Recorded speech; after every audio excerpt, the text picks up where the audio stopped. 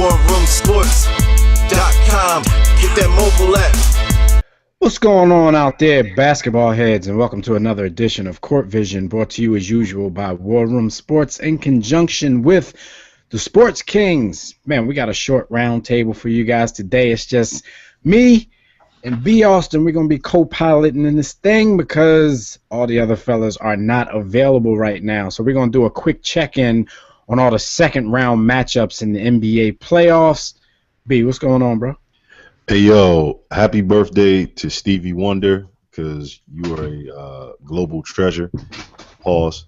And rest in peace to B.B. King, who passed away yesterday. Rest in peace, rest in power. You, too, were a global treasure. No doubt. And Lucille is now a widow. All right, so before we check in on these second round matchups, because like I said, we're going to try to get everybody back to the round table in a couple of days. So we can give a preview of the conference finals because they are almost here. But before we dive into this, everybody, don't forget, make sure you check out warroomsports.com for everything we do. Check out Sports-Kings for everything that's going on in Sports Kings world. And make sure you get that War Room Sports mobile app on iOS and Android. And, you know, before we get started, we also like to tell you to make sure you subscribe to this page, make sure you like the video, leave your comments about the topics we're going to talk about, you know, in the comment section, and maybe we can get a dialogue started. So let's jump right into this, and we're going to go series by series. We're going to start with the number one team in the NBA, that is the Golden State Warriors, who lead the Memphis Grizzlies now 3-2. This series looked a little shaky in the beginning. Shaky, baby. Yeah, you had a lot of people out there questioning the number one overall seed in the playoffs because Memphis was playing their brand of bully ball, and it seemed to be working. So let's do some analysis on this. What are your thoughts on the series? Like, from the way it started, like, how do we end up in a place where Golden State is on the brink of advancing to the Western Conference Finals all of a sudden? Well, Tony Allen, a.k.a. Dark-Skinned Jermaine, is injured. And Tony Allen was giving Clay and Steph hell on the perimeter. I think it all starts there. They are the engine that makes it go. Salute to the Warriors for having a well-balanced team going 1 through 9. But, you know, we all know that Steph and Clay are kind of the engines, and Draymond is the transmission.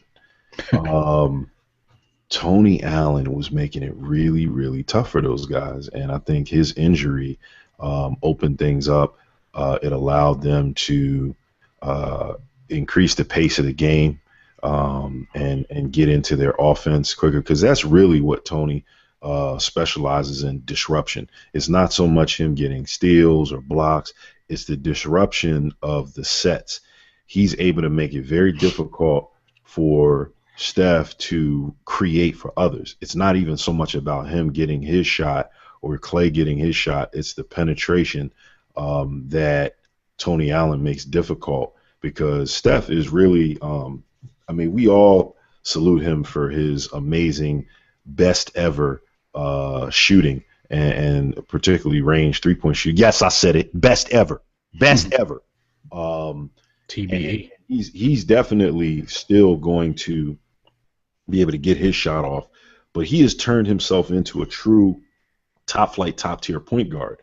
And so the thing with him is he'll come around. He can always get the three off the screen. He can get the three off the pull up. He can get the three, you know, one-on-one, sitting in the corner, whatever. But coming up court, those transition threes are still there. But what he was doing was penetrating and passing up the first shot, moving the ball around, and getting open shots for other folks. So he come down, they penetrate, pass. They would look to that shot. That shot wouldn't be move the ball. Steph would come back out, get the ball back again, penetrate again, and then either take a shot or get a shot for someone else. Tony Allen was making that process hell. Yeah, I agree with you that Tony Allen is a big reason of why the series has shifted the way it shifted. whether or not Tony Allen completely shuts people down on the on the defensive side of the ball, he makes it very difficult for you. He makes you take uncomfortable shots. He makes you rush shots. He just doesn't allow you to get into your comfort zone. And I think Memphis really, really missed that. I mean, when they got Mike Conley back in the beginning, towards the beginning of the series, it was a breath of fresh air for them, and they were rolling, but, you get one piece back and then you lose an important piece. It disrupts the flow of what you're trying to do again. And Memphis does hang their hat on defense. And when you're playing against a team like Golden State that can score it any and every which way, defense isn't especially perimeter defense against this team isn't the area where you want to be lacking if somebody has to be out. Shout out to Steph, because you mentioned Steph. We definitely couldn't even talk about this series without mentioning Steph, because we haven't been on here to congratulate him for being MVP of the league. And I just wanted to say it's kind of amazing to see where he is right now from where he began. I mean, everybody, loved his story. Everybody loved what he did in the NCAA tournament that year for Davidson. But when he came out, the question was, can this guy play point guard? His handle wasn't great at the time. His height wasn't great enough for him to be a two guard, so he was a little bit of a tweener, and people didn't know if his role would stick or if he had the attributes to stick in the NBA. Since then, his handle has become one of the best handles in the NBA. Of course, we already know his shooting acumen, and he's settled into being able to be a pure point guard as well as a scorer. And now look at him, MVP of the league for somebody we all questioned, whether or not he could be an NBA player. So shout out to Steph, man. Yeah, man, very, very underrated passer.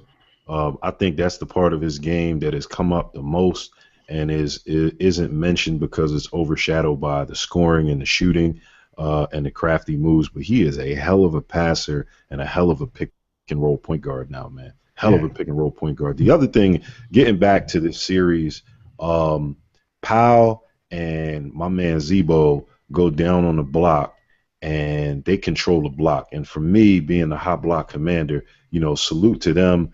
But an even bigger salute to Draymond, who is a small forward that plays the 4 and the 5 way out of position and defends and is doing just a hellacious job, man, guarding Z-Bo.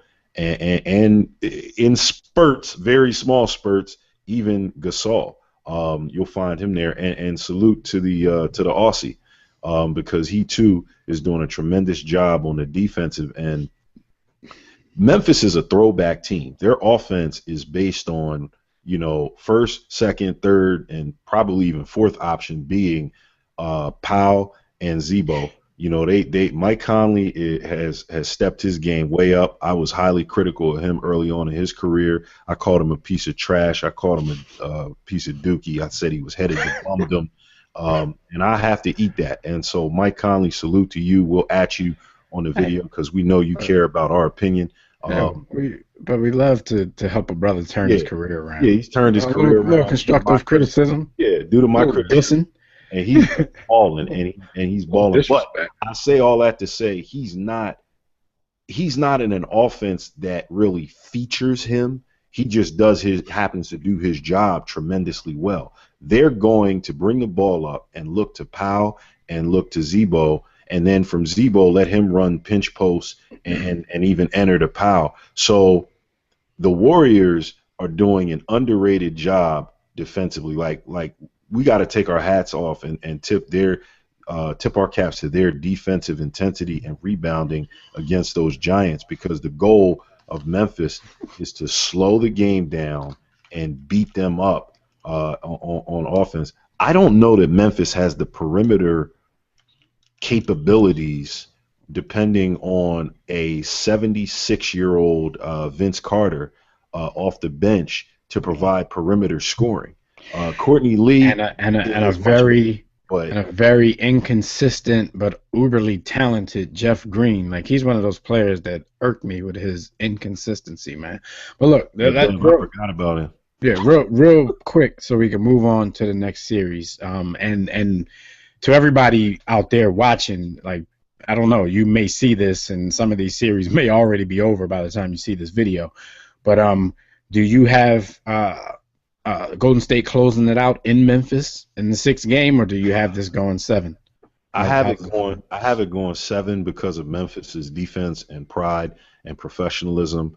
I think that overall Golden State is a more talented team. 1 through 9, their bench, their scoring, they're more balanced than people give them credit for. Although they do depend a little bit softly on the jumper, they defend, and they rebound very well, and they can get scoring from the block. Like, people don't realize because of the shooting, they get scoring from the block. So I'm going out on a limb, and I think Golden State ends it in Memphis. Of course, a lot of that hinges on whether or not Tony Allen's going to play. But for me, it's not okay, if Tony plays, Memphis is going to win. If he doesn't, Golden State's going to win. I mean, I'm still going to have Golden State closing this out in 6. But with Tony Allen playing, of course, Memphis will have a much better chance of stretching this to a 7th game. I don't pick against Memphis that much in the grindhouse, but I think Golden State has finally gotten this team where they want them. So I think they're going to close it out. Deb doesn't think they're Golden State anymore. He thinks they're the Dubs.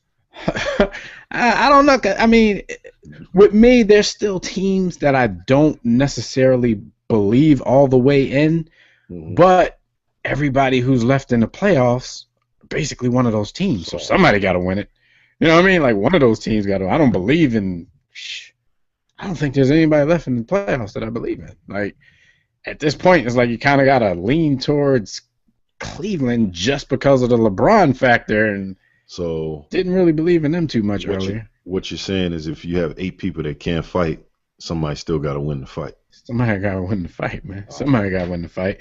So speaking of Cleveland and LeBron, let's go over to the Eastern Conference and let's talk about that series because it is now over. The Cavs handled the Bulls in 6 games, beat them 4-2, and the Bulls, in my opinion, went out like suckers. And the 6th game got totally blown out in their own gym. How does that happen? Like, how does that happen? What did you see? Like, why did Chicago? I mean, they had Gasol back. What's their excuse for losing the way they lost? First of all, let me say that it's inexcusable. Not that you lost, but that the effort level, the intensity, and the only thing that I can speak to with regards to that is there is turmoil behind the scenes in Chicago between their head coach and upper management. And, you know, there's a lot going on there, job security wise. Has Tibbs coached his last game in Chicago? Yes. Yeah, absolutely.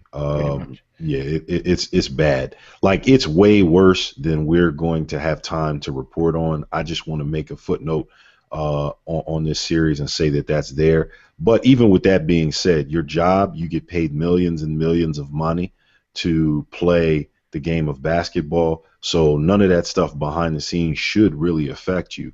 Joakim Noah. I'm going to be your advocate in the war room and on Court Vision and go ahead and tell everybody that you've been injured for the entire season. You're not a highly skilled dude. You have more skill than people give you credit for, but you're an effort guy. You are an effort guy, and nothing hampers the ability to translate effort into productivity and results. Nothing hinders that more than an injury. And he was playing injured, not hurt. He wasn't playing hurt. He was playing literally injured. So that really hampered him, and he became a liability. He became a liability more so. Became whack him. Yeah, he was a problem. Derrick Rose gave a hell of an effort for most of the series. I'm very impressed. I think he's going to continue to make strides to improve upon his game, hopefully improve upon his IQ, because that's the thing that he'll need to continue and sustain himself as an NBA superstar. But I do have to offer this criticism. The shot selection for Derrick Rose was questionable at times. I think that they have to figure out how they're going to run their offense with he and Jimmy Butler, provided that Jimmy Butler stays in Chicago, because he's going to get a whole hell of a lot of max deal offers. But there's a little bit. It's an interesting dynamic. He's restricted though, so He's as long restricted, so they're going to match. they want him, Yeah. as long as they want him. So then it's a question of Chicago. Do you believe Yeah. that the captain is worth what Is the max, because they're going to offer max, him. max due. Derek and Jimmy have to figure it out, and I believe there's enough chemistry there for them to figure it out. But Jimmy Butler is now a bona fide star, if not superstar, and so that balance has to be struck. Some of the shots that Rose takes is still hero ball Rose, and we see the NBA campaign of redefining hero ball. GTFOH to that, hero ball is still hero ball, and Derrick Rose was still trying to save the day. Powell got injured. Taj Gibson quietly did not have a good series. He was okay. He was outstunk by Noah, so we didn't really pay attention. But Taj didn't play like the usual Taj.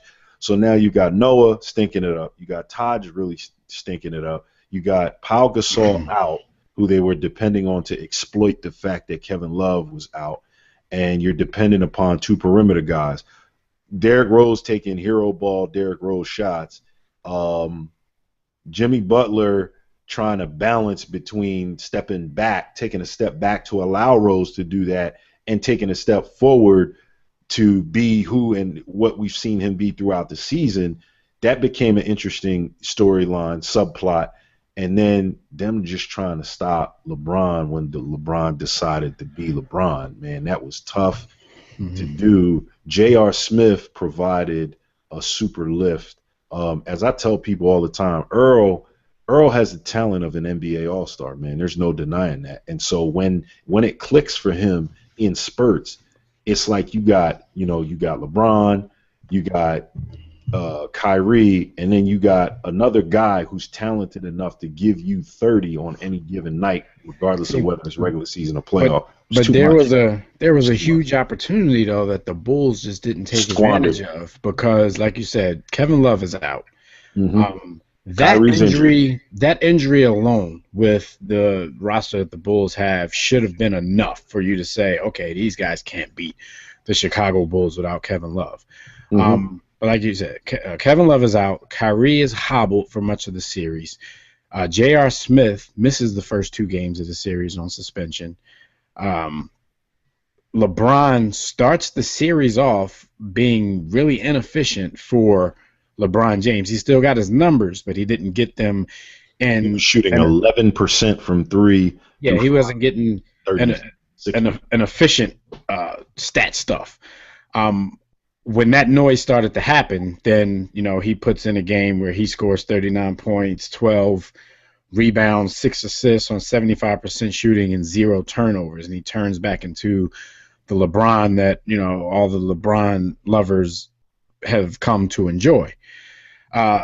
Chicago, in my opinion, with, a guy like Noah playing hampered, is just not enough to give them any kind of excuse for losing this series. Now, I think Tom Thibodeau is a very good NBA coach, but it's obvious that on the offensive side he's lacking, and we used to be able to give him the excuse, okay, his best player and his best offensive, production guy is injured, and he stays injured. So they don't have much to hold on to on the offensive side of the ball. So they have to hang their hat on defense and grinding teams out.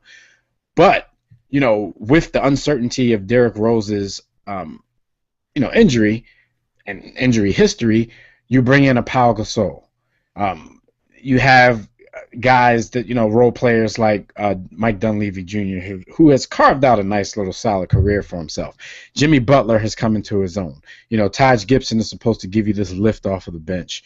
And it just didn't happen for them. Even with Derrick Rose being healthy and showing people flashes of Derrick Rose, the MVP, Pau Gasol misses the games that he missed. But, even with him prior and when he came back in Game 6, like, this offense just still looks stagnant. This offense still look anemic when you have offensive talent now. So that's something that we may have to point fingers at the coach about. And like I said, I'm a big fan of Tom Thibodeau, but I agree with you. I think, especially since they had that turmoil in the front office, that was pretty much his last game coaching the Chicago Bulls, because there's no excuse for how they went out. And that's why I think he's gone, because it's almost as if Tom Thibodeau thrives in an environment where you have to make the game ugly, and he doesn't have any offensive talent.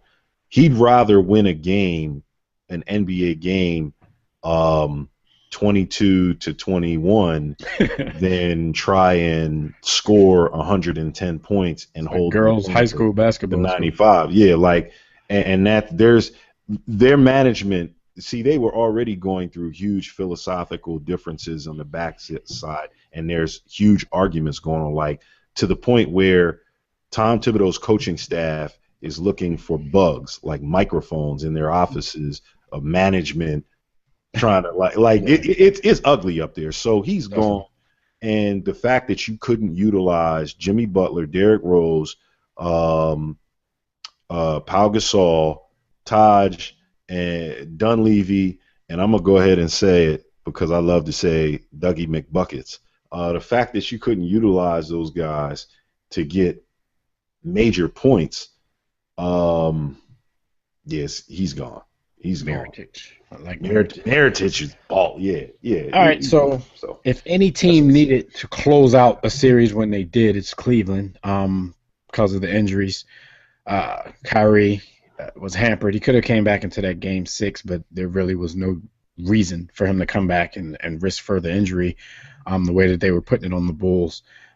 So some guys need some rest before they move on to either play Atlanta or Washington. One question to you about David Blatt, head coach of the Cleveland Cavaliers.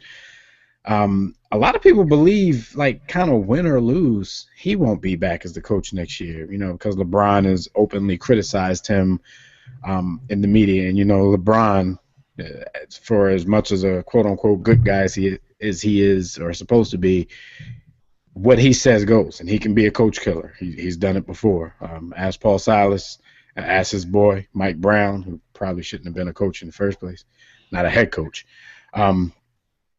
What about Blatt? I mean, because we know on the game where LeBron hit the game winner from the three-pointer from the side with 1.5 seconds left, he was actually not even supposed to be. He was supposed to be the inbounder on that play, and he overruled the coach and said, "No, I'm not going to inbound with 1.5 seconds left," which in that situation I agree with. You're looking at a player like LeBron James. If you have 3 seconds or more, I agree with that. Make him the inbounder. He's the best passer. He's going to make sure the ball's going to get in, and he has time to get the ball back. But with 1.5 seconds left, where you're going to have a catch, maybe a dribble and a shot, how are you going to have the best player in the NBA inbounding the ball and not having anything to do with the final shot, whether he's taking it, passing it, or whatever he's going to do? So decisions like that and the subsequent criticism publicly from LeBron James leads me to believe that he and David Blatt haven't really gotten to a point where they see totally eye to eye throughout this first season. And I don't know if his probationary period with LeBron James is going to last throughout a season. So I think he's on the hot seat, win or lose. I mean, winning cures all, so that may help, but it's still LeBron's call. This. Yeah, it's still LeBron's call no matter what. LeBron has been politically correct. Especially since he can opt out still. He can threaten. Yeah, and he will. He will opt out because he's going to get some more money, but that's a whole nother story. LeBron has done a pretty decent job of being politically correct with Blatt, but there were rumblings early in the season. There were rumblings in the middle of the season. And there are things that you can notice as you study the game of basketball, especially the NBA game.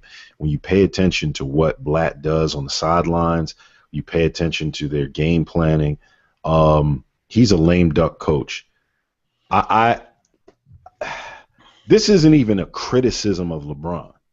LeBron is so powerful at this point that he has input on the strategy, the tactics, the execution of game plans, and what they do on the floor. Essentially, he's a coach. He has impact on strategy, tactics, and execution in the board table in the war room, i.e., he makes or helps input into player personnel decisions. So he's an assistant to the assistant GM. He has traveling secretary. He has input into strategy, tactics, and execution on marketing. I.e., Maverick Carter probably has the last sign off on any marketing material that goes out.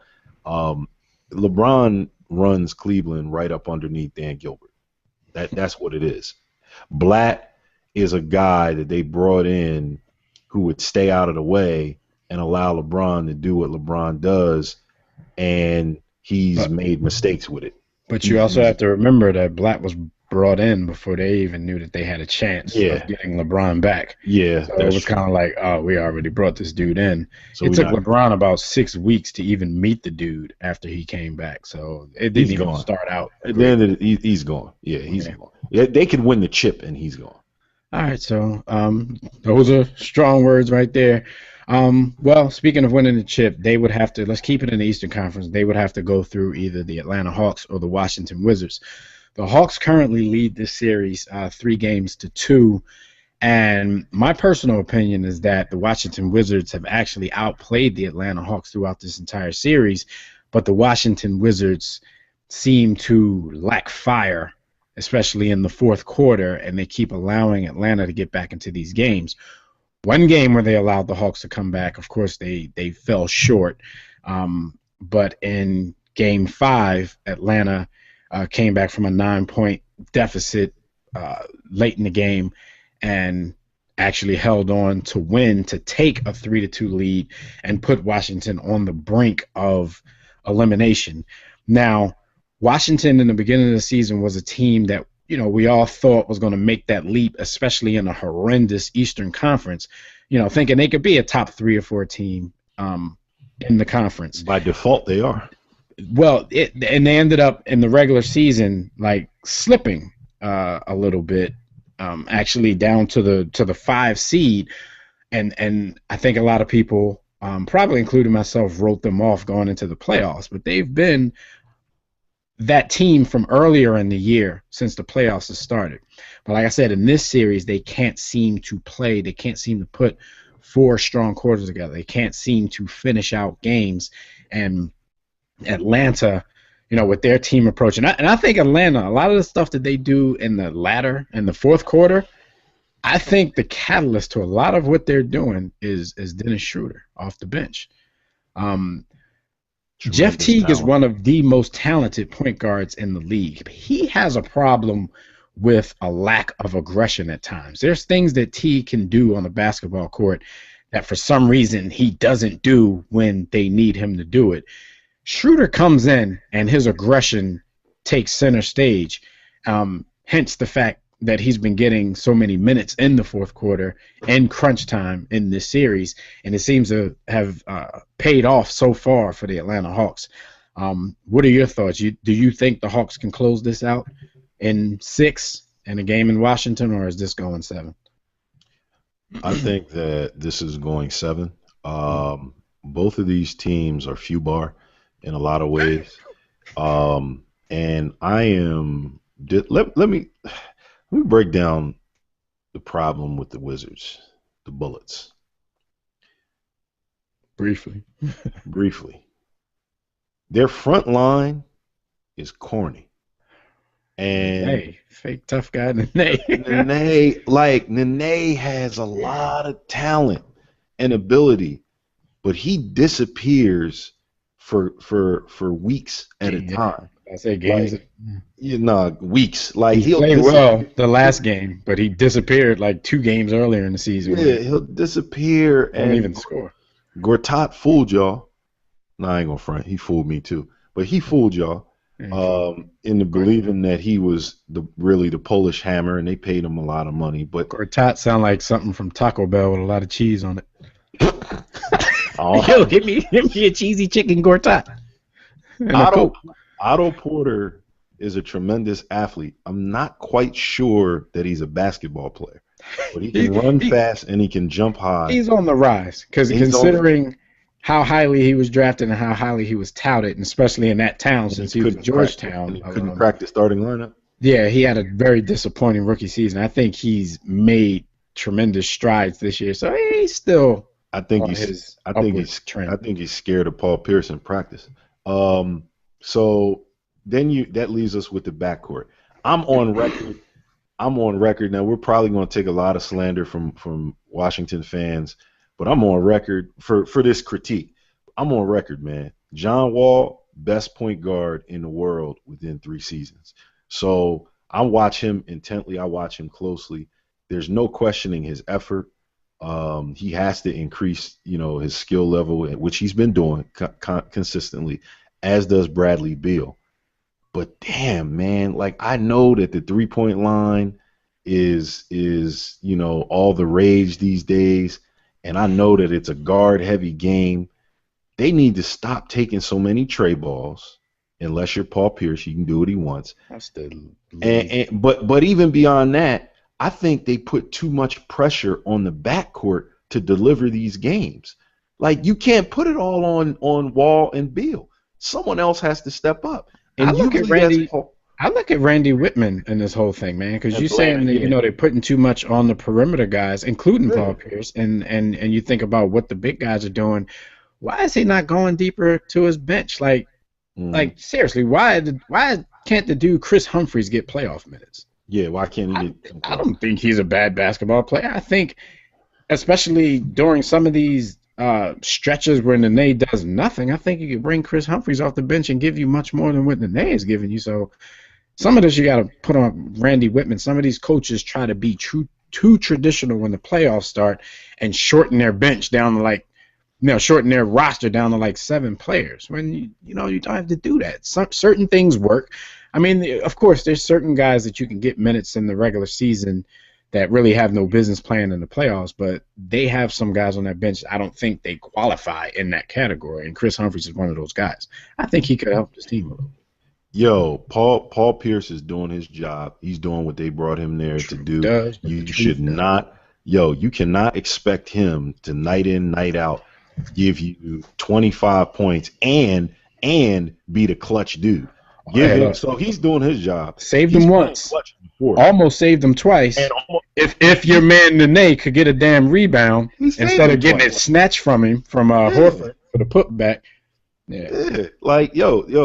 So I don't expect Bradley Beal and John Wall at their age to play mistake-free basketball. They're doing what they're supposed to do, and Paul Pierce is doing what he's supposed to do. The rest of them dudes, I don't know what they're doing.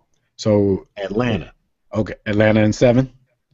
Atlanta in 7. They're not doing what they're supposed to do, and you kind of talked about them. With them, it feels like they don't even believe that they're as good as they are sometimes. Like they kind of disappear. I agree. Probably Atlanta in 7. Finish them off down there in Atlanta. But this is still a series, with John Wall back in the fold now. This could end up going either way. So one of these teams. John Wall playing with one hand.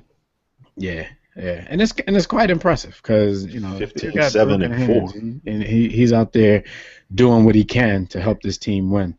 John Wall has he has a higher basketball IQ than I think he gets credit for. Yes. Let's move on. Last series, the Rockets and the Clippers. This series seemed like it was pretty much done.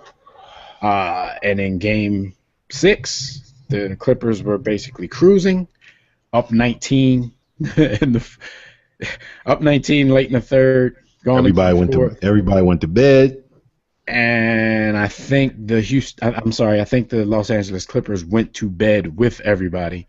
That's fair. What do you think happened? Was this a give up situation? Did they quit for some reason when the pressure got ratcheted up? Did they just fold it up and pack it in? Like, how does this happen? Is it just because they are the Clippers and they're a team that you can't believe in until they actually show and prove? Like, for me, that's all I said when it was over. Like, Well, it's the Clippers. Like I don't believe in them until they give me firm, solid reasons. Until they win a chip. Yeah, they got to give me firm reasons to believe in them. And last night's result was one of those reasons why it's hard to get behind this team. Not that they're out of it, because they can not easily, but they can go into Houston and get a Game 7 there, because I think they're the better team. But it depends on which team is going to show up. What's up with that? Two talented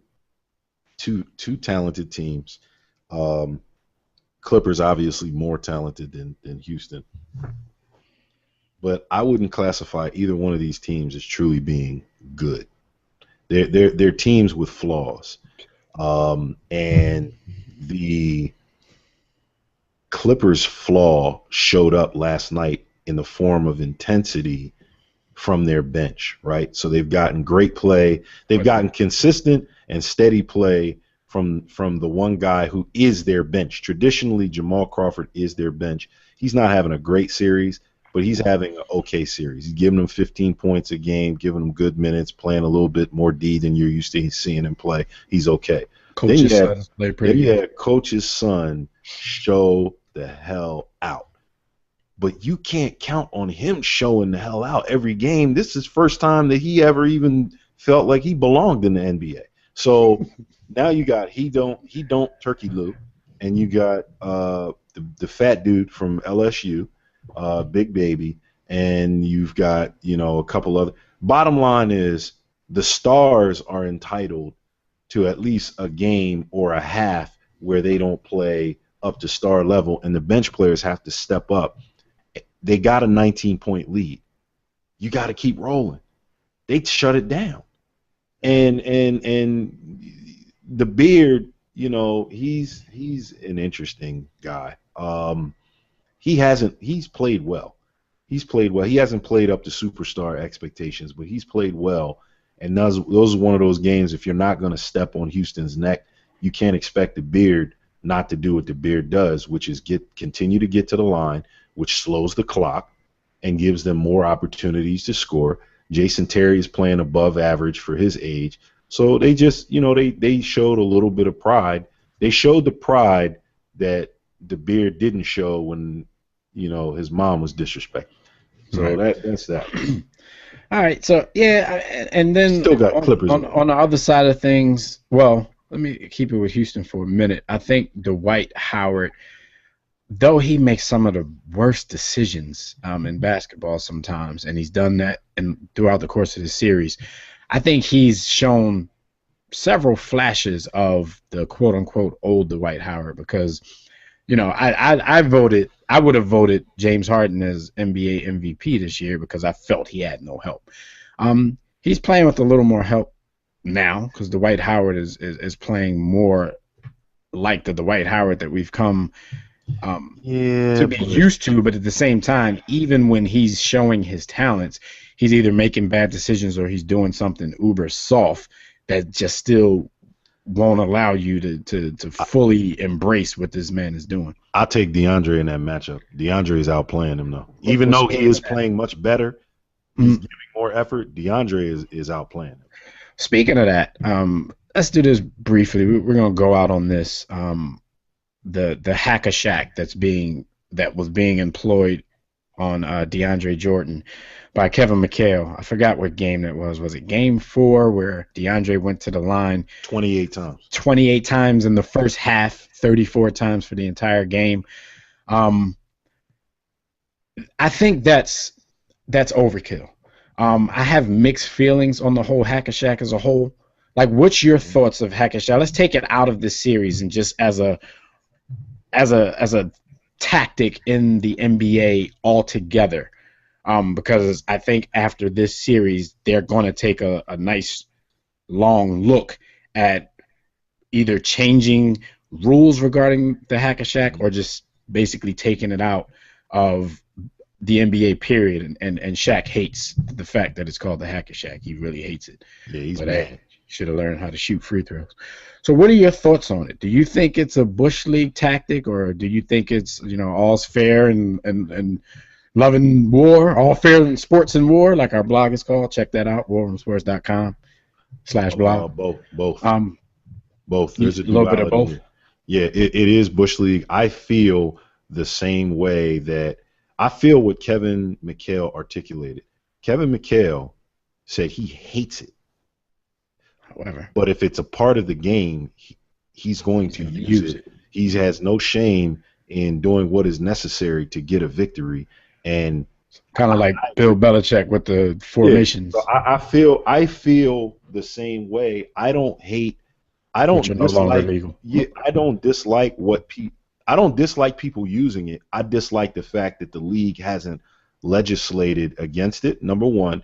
And number two, I feel as though at some point when NBA players shoot below 60%, that they should be docked a substantial amount of money for each percentage point below, because you're getting paid millions of dollars.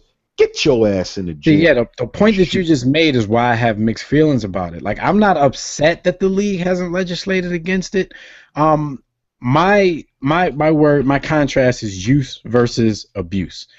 I don't mind it being used. I think in a Game 4 situation with Kevin McHale, I think it was totally abused. Like, first of all, you did that and you still went into the half down double figures. Like, at some point you have to realize this isn't working, and you have to probably stop slowing the game up so much so your team can get into some kind of offensive rhythm in the first place. That could have been hindering the team a little bit. So when you do it to the point where you're not only, hindering the other team because you're putting a bad free throw shooter on the line, but you're hindering your own team because you're disrupting the rhythm at the same time. You have to look at it. I think the league is going to legislate against it now. I don't think they're going to totally make it against the rules, but I think they're, because they already legislated a little bit when you can't do it in the last 2 minutes. That was new. Like with Shaq, people used to do it to the very last drop on the clock.